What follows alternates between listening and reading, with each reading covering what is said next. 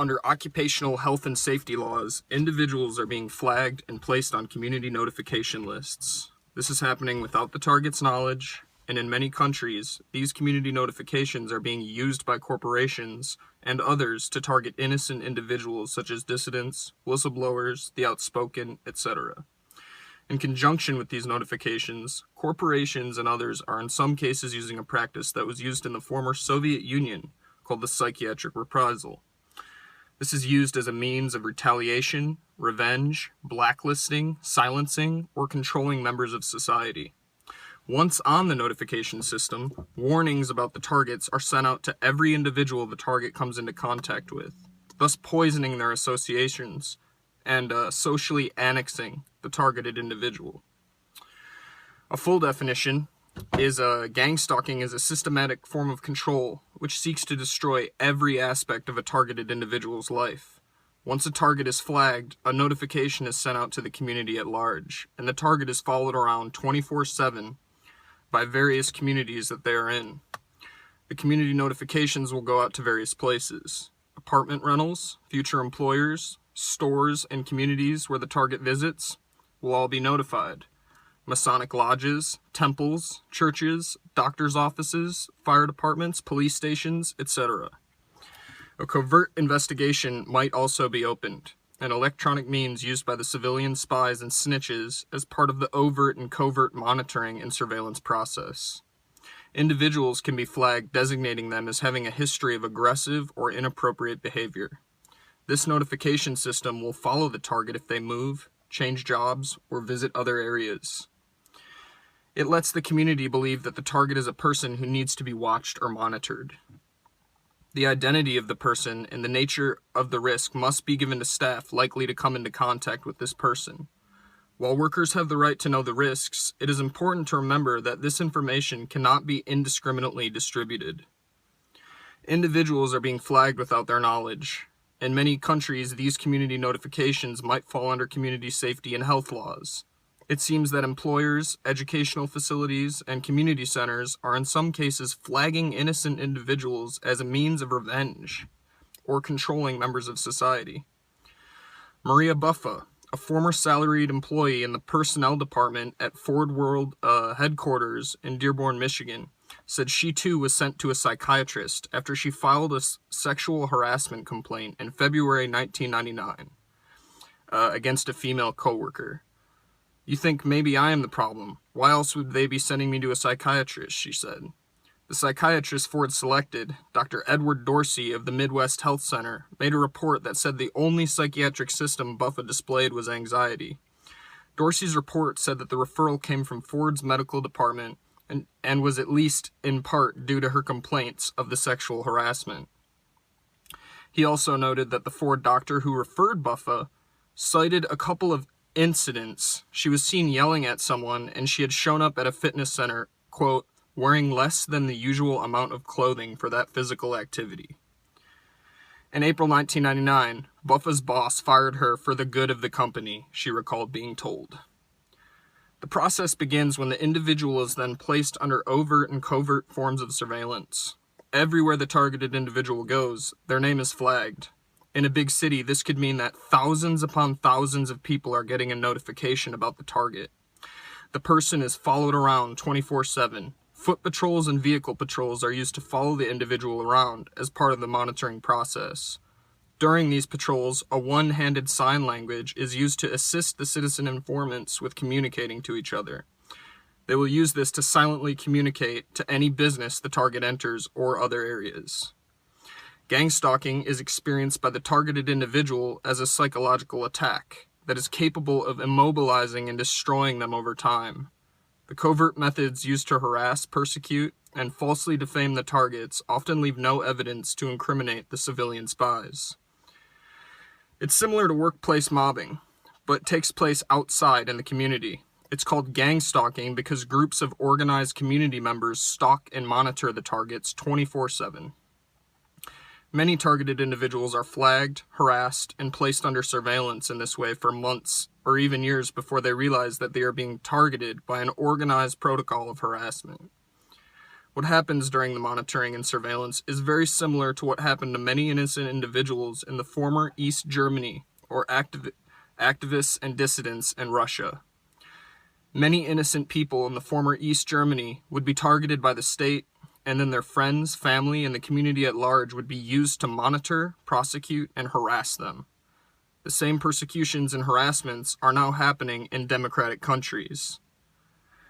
Once a person is flagged or has a warning marker placed on their file, the community becomes hypervigilant, and within this structure there is a targeted and illegal protocol of harassment that happens. Electronic means are used to monitor, harass, and torture the target. When the target tries to describe what is happening to them, it sounds as if they have had a mental breakdown. The reality is electronic means are being used to make it appear if the target has had a breakdown. The system is the mosquito that is used in the UK to break up groups of unruly people, also known as LRAD. It creates a protective shield of high-pressure complex ultrasonic shock waves. The mosquito device is being considered for banning by the European Union because it infringes on the human rights of children. It produces a power field of ultrasonic shock wave energy. The frequency range is adjustable from 7 to 25 hertz and puts out about 140 decibels of sound. Intended for mounting to vehicles for potential crowd control applications. Also excellent for keeping out pests from gardens, and hearing protection is recommended when in use. Many of these devices are easy to access and almost impossible for an unaware target to describe in a credible manner without sounding as if they have had a mental breakdown. Unauthorized intruders are exposed to a feeling of intense paranoia, nausea, discomfort, disorientation, and other undesirable effects. Government research is currently investigating the weapon's potential and may soon classify these devices. And I might add that they're actually illegal in the state that I am in right now, Michigan. Electronic weapons are actually illegal here, but they're being used.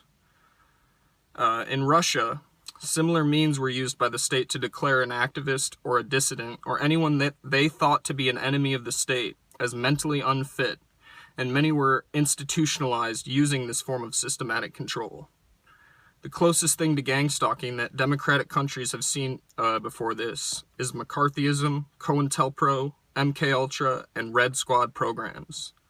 Red Squad programs were used for monitoring and harassment of various groups. They have been in place for over 100 years, and they also employed informants. Civilian spies, who can also be termed community-based agents or citizens on patrol, come from every level and sector of society.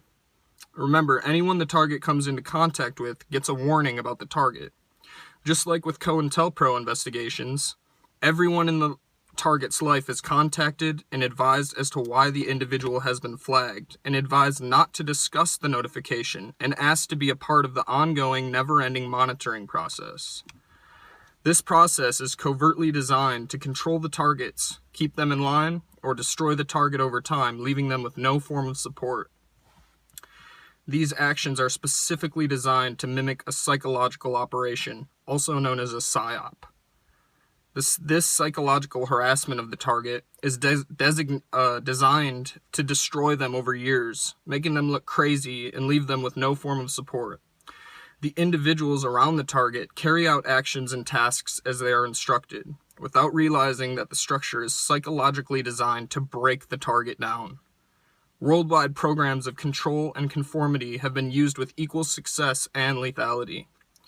What we are seeing now is a coordinated and organized effort of control and conformity in communism.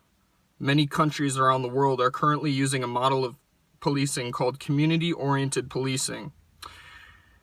It's described as a systematic approach to policing. It focuses on instilling a sense of community within a geographically located neighborhood.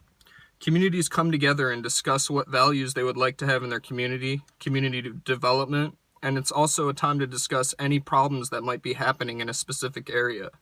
If a problem is identified, an investigation might be opened. These local programs in many countries have been forming partnerships with government-run programs at a provincial, state, and federal level. A process called deconfliction allows them to share information openly. Reports of gang stalking are not only coming in from democratic countries, but they are coming in from many other countries as well. This modern-day form of control could only be funded at governmental levels, just like it has in other societies where these similar types of harassment programs have been implemented. It's all part of the system of control and conformity that has been in place for many years, a system of control with many local groups and appendages taking part. Many targets report that their information is passed and shared between country borders, and that the surveillance continues even when they travel abroad. What are the goals of gang stalking? The official goal is listed as a notification to the community to alert them of individuals who have been flagged or have had a warning marker placed on their file. It's officially used as a means of investigating or monitoring individuals who have displayed inappropriate or violent behaviors. The real goal in some cases, however, seems to be to isolate the target from all forms of support so that the target can be set up in the future for arrest, institutionalization, or forced suicide. Other goals of this harassment is to destroy the target's reputation and credibility, make the target look crazy or unstable. Other goals involve sensitizing the target to everyday stimuli as a form of control, which is used to control targets when they get out of line. Once the target is sensitized, the citizen informants have an easier time identifying the targeted individual in public. The target sensitivity is most likely added to their file as a warning marker and a sign to watch for future reactions to. The structure of this type of notification makes the targets vulnerable. Once a community goes into monitoring mode, they unofficially work towards driving the target from the community. This can be done by making the target destitute. Secondary goals include making the target homeless, jobless, giving them a breakdown, and the primary goal seems to be to drive the target to forced suicide. This is the same thing that was done to targets of the Stasi and COINTELPRO investigations. It is a useful way of eliminating perceived enemies of the state. There are many names for this form of control and harassment.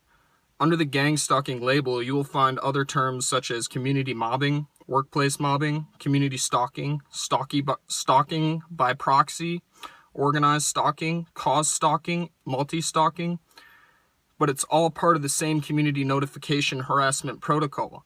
What many people do not realize is that gang stalking is just one appendage of this form of control. There are other forms of control used to repress and keep individuals in line. Other forms or appendages include, but are not limited to, mobbing, COINTELPRO, the buzzsaw, covert war, and electronic harassment. These are just some of the names being given to a very old game that is once again being played by the governments on their unsuspecting citizens. How are the targets chosen? Officially, targets can be flagged and investigated for suspected or reported behaviors. Unofficially, the targets can be chosen because of many other reasons. They can be chosen for political views. They can be chosen for whistleblowing. They can be chosen because they belong to a dissident anarchist movement. They can be chosen because they asserted their rights at work or filed a complaint. They can be chosen because they made the wrong enemy, were considered to be too outspoken, unwittingly investigated something that the state did not want investigated, signed a petition, wrote a letter, or they were deemed as a suspicious person by a civilian spy or snitch, and their names were handed over. It's becoming apparent that targets might be chosen for this form of control if they are not already in some way part of this controlled system. Many targeted individuals seem to be unaware of this community notification or flagging and monitoring system. Some targets also seem to be unaware that large chunks of our society are now being used as citizen informants. Who gets targeted? Targeting can happen to anyone in society. In the past, primary targets of programs such as COINTELPRO have been minorities. Targeting, however, can happen to anyone. Individuals are often targeted for being outspoken, whistleblowers, dissidents, people who go up against wealthy corporations, women's rights groups, single women, minorities, extremists, conspiracy theorists, Anti-war proponents, individuals identified or targeted as problems at these community meetings, and other innocent individuals. The majority of the targets are often not aware that they are being targeted in this way. When a target moves, changes jobs, the harassment still continues because they are still flagged, and a notification is still going out to everyone they come into contact with. Every time the target moves, the same information, lies, and slander will be spread out into the new community. Who takes part? People from all walks of life are a part of this system, because once a target is flagged, their information is distributed to a wide range of people, organizations, and communities. People from all races, ages, and genders. Every sector of society that you could think of is a part of this. Civilian spies and snitches include, but are not limited to, general laborers, the wealthy, secret society members like the Freemasons and the Eastern Stars, bikers, drug dealers, drug users, street people, punks, hip-hop culture, KKK, black activists, church groups, youth groups, firefighters, police officers, lawyers, healthcare workers, storekeepers, maids, janitors, cable installers, phone repair persons, mail carriers, locksmiths, electricians, etc. There's really no minimum or maximum age range. An article came out recently in the UK saying that they were recruiting children as young as 8 years old to be covert human intelligence sources. Public individuals that the targeted individual comes into contact with are given this warning. These community notifications started with good intentions. Workers and the community at large do have a right to be notified if they are going to encounter persons who have violent or inappropriate histories. Citizens want to be able to protect themselves and their communities. However, what is happening is that this program is also being used to falsely target innocent people. Many do not understand or care that the end consequence of this flagging, this harassment protocol, is to destroy a person outright. Many people in today's society are scared, and they are willing to give up personal freedoms for a false sense of security. And if that means taking the rights away of another individual to accomplish this, they have no problem with it. Why do people participate in gang stalking? There are many reasons that someone takes part in this. Some do it for the sense of power that it gives them. They feel in control. Many wholeheartedly believe that this lets them know who is bad and who they need to protect themselves and their communities from. Others do this as a way to make friends and keep friends. It's something social and fun for them to do.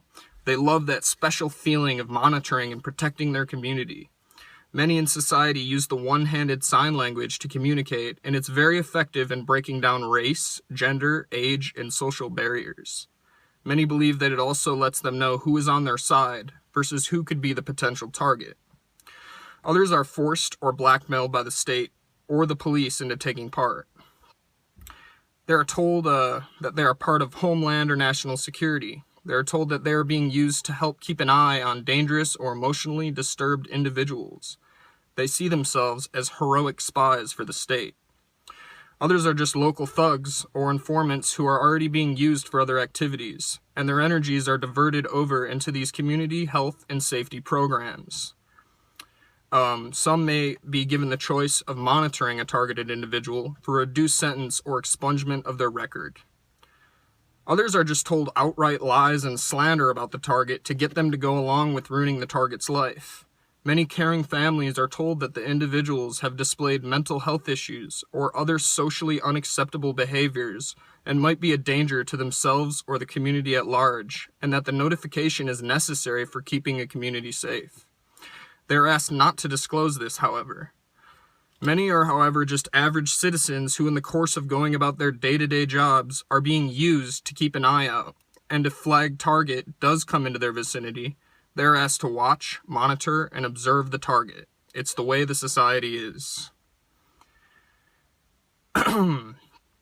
What are some techniques used against targets? Classical conditioning. Getting a targeted individual sensitized to an everyday stimuli. The targeted individual over a period of months or even years is negatively sensitized to an everyday stimuli, which is then used to harass them. It's used out in public to let them know that they are constantly being harassed and monitored. Some examples of everyday stimulus that might be used include sounds, colors, patterns, and actions. For example, red, white, yellow, strips, pens clicking, keys jangling, loud coughing, loud whistling, loud smacking of clapping, loud smacking or clapping of hands, cell phones, laptops, etc. 24/7 surveillance will involve flagging and following the target everywhere that they go, learning about the target, where they shop, work, play, who their friends and family are, getting close to the target, moving into the community or apartment where they live or across the street, monitoring the target's phone, house, and computer activity. Then they go to isolate the said target. This is done via reports. The flagging is meant to warn the community, but they act as little more than slander campaigns. They present a one-sided assessment of the target's behavior and activity. The target is never allowed to tell their side of the story or to clear their name. This one-sided assessment can include false reports, lies, and some legitimate incidents where the target was set up. People in the target's community are told that the target is crazy, dangerous, a thief, into drugs, a prostitute, pedophile, in trouble for something, or needs to be watched. This very flagging, in and of itself, is capable of creating paranoia and false interpretation of everyday incidents. It's also been shown that community notifications of any kind can and do in fact create a sense of paranoia within a community. Some people might argue that they would feel more secure if they were aware of the identities of dangerous offenders in the neighborhood. But widespread community notification actually serves to heighten fear of victimization. In a large metropolitan area, hundreds of thousands of people are notified of a dangerous offender's release, while only hundreds will come into contact with him or her in the community. This blanket notification propagates the belief that there are more predators in the community than ever before, and fearful attitudes among members of the public are reinforced. A vicious cycle results. Widespread notification leads to an increase in the community's fear of crime, which in turn leads to more calls for notification. We would also argue that the use of inflammatory language such as predator by politicians and public officials also works to heighten fear and increase calls for more punitive action. They use noise and mimicking campaigns, disrupting the target's life, sleep with loud power tools, construction, stereos, door slamming, etc. Talking in public about private things in the target's life, mimicking actions of the target, basically letting the target know that they're in the target's life. Daily interferences, nothing that would be too overt to the untrained eye, but psychologically degrading and damaging to the target over time.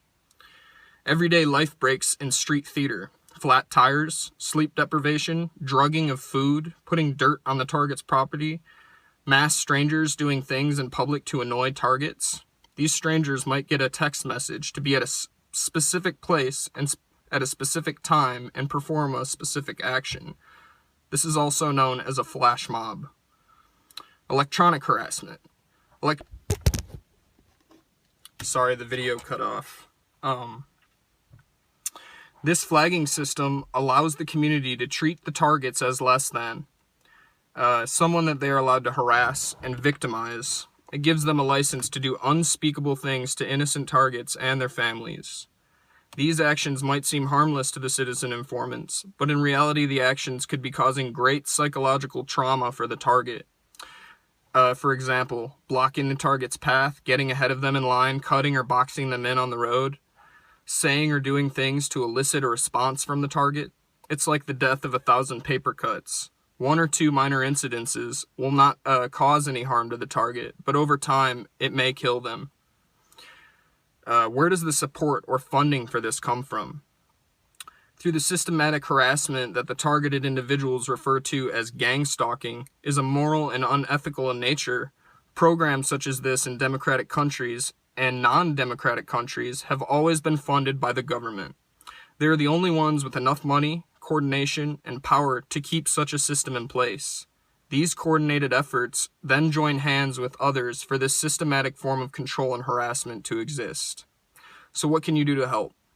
If you know someone who is being targeted in this way, please don't go along with it and participate. Don't assume that that person is guilty or a bad person. Many innocent people are currently being targeted, and people are being told lies and slander. This form of harassment is systemic, and it's about state control and conformity. The express goal of this harassment is to destroy the individual over time.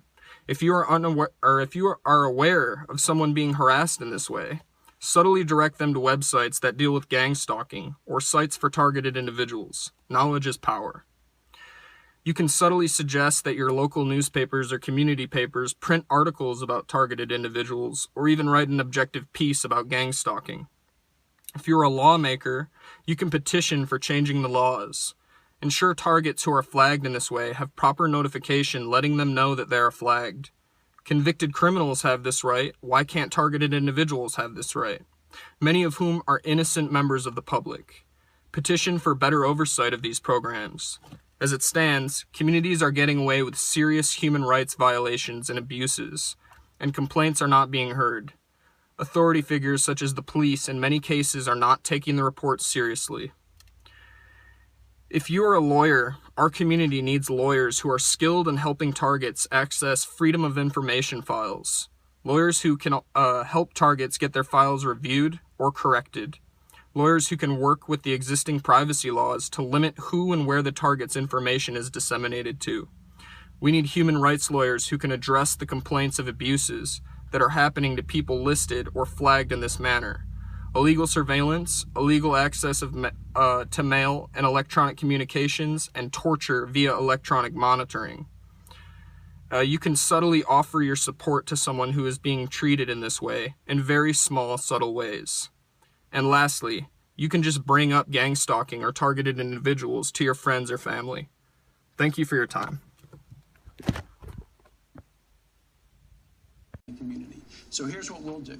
We'll focus on community policing. We will focus on, and Hillary Clinton has rolled out a really community policing. That's Bill Clinton's dialectic process where they bring in the gangs to your neighborhood and they use them against you, which is what they're doing. I'm a strong Second Amendment supporter, but I got a lot of scar tissue. And let me say, at the risk of agreeing with you, community policing is a great idea. Oh, they like the community policing. And we fully support that. Donald Trump and I are going to make sure that law enforcement have the resources. That's where your gang members are in community with your sheriff's department. To the cities and communities of this nation. It's probably that's why they like it so much. 330,000 members of the fraternity. Because they use the gangs. They actually dialogue with the gangs, and then they use them against law-abiding citizens. That's why this guy right here is a Mason, and this guy is a Jesuit Mason. That would make this guy a Mason, because the reality of it here is that this guy right here, he's actually a Jesuit too. You got two Jesuit Masons right here, because as we documented in the Scottish Rite, the oaths of Masonry are Jesuitical, they're Jewish, and of course they're Gnostic. So that's why they want this Masonic dogma of the cops, community-oriented policing. That needs to go, completely go, get out. Because the police are not policing. They are doing the dialectic process for the New World Order. That's what's going on.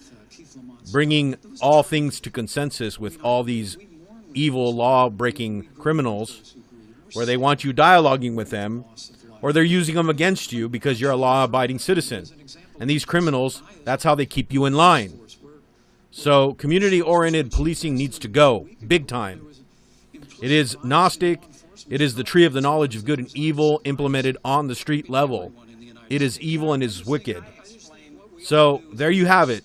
These two Gnostics want the COPS program instituted by Bill Clinton, the Gnostic, the De Molay Mason, Jesuit, educated at Georgetown University, to be implemented. This is all Roman Catholic at the street level Gnosticism, Jesuitry, using your neighbors against you because your neighbors are the antithesis and the thesis, and the police come and sit down in your house and they dialogue you to consensus with the evil, wicked people that are breaking the laws and drug dealing and doing all kinds of evil stuff on the street level. Everything from prostitution to you name it. Some neighborhoods don't have to deal with this yet because they're still got decent law-abiding citizens, but that's what Obama's trying to do. He's trying to bring in the gangs to your neighborhood. That's what you need to realize.